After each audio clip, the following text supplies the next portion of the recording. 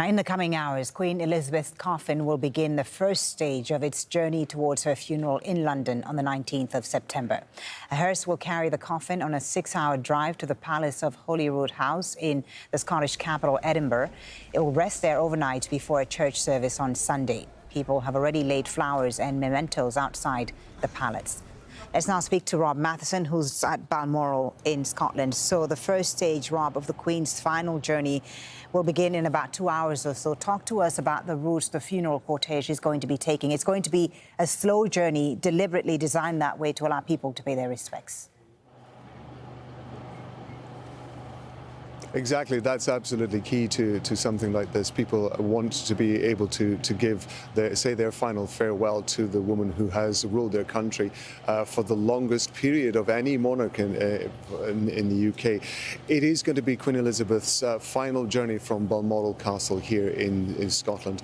The hearse that's carrying her coffin will make its way down the driveway here. It's going to turn right at the top of the driveway, and its first stop is going to be the local village of Ballater, and that is a village that has very close connections with the royal family. The villagers there for years have been used to seeing the royal family in very informal circumstances, driving their cars around the streets, or as the Queen used to do in her younger years, going shopping in the local stores.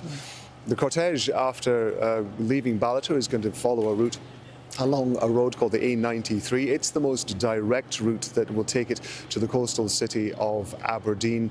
It's going to do a small tour of Aberdeen to allow people there to pay their respects, and then it will head southwards to Edinburgh and the Palace of Holyrood, as you just mentioned.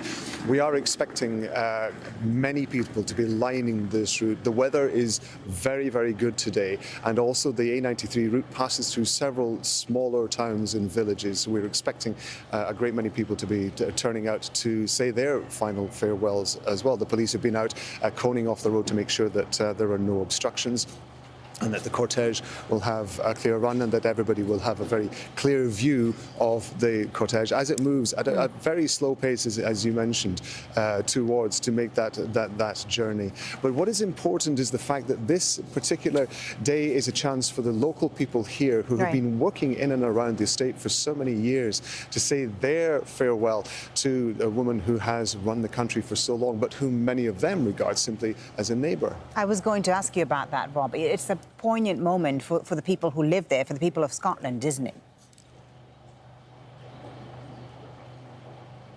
It definitely is. I mean, I think particularly for the people who have been around the royal family and have been used to the royal family being here for so many years. The family has regarded Balmoral as very much a family home, and differently to the way that they regard Buckingham Palace, for example, which has often been described by them as essentially a home office. It's somewhere they live, but it's also somewhere that they work from. And of course, the royal family has many different properties around the country, but this was always a favourite. They were always very proud of their Scottish connections, the fact that they had the house here in Scotland, partly because of the geographical location of it, and also the trees, the foliage that hid the house and the mountains around it that kept it so private and allowed them to be so relaxed and comfortable, and to be in, as one point they used to describe it as simply being another family.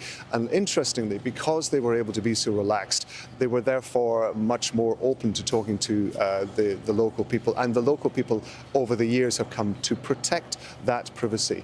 And it means a great deal to the local community here that the royal family still will retain this house.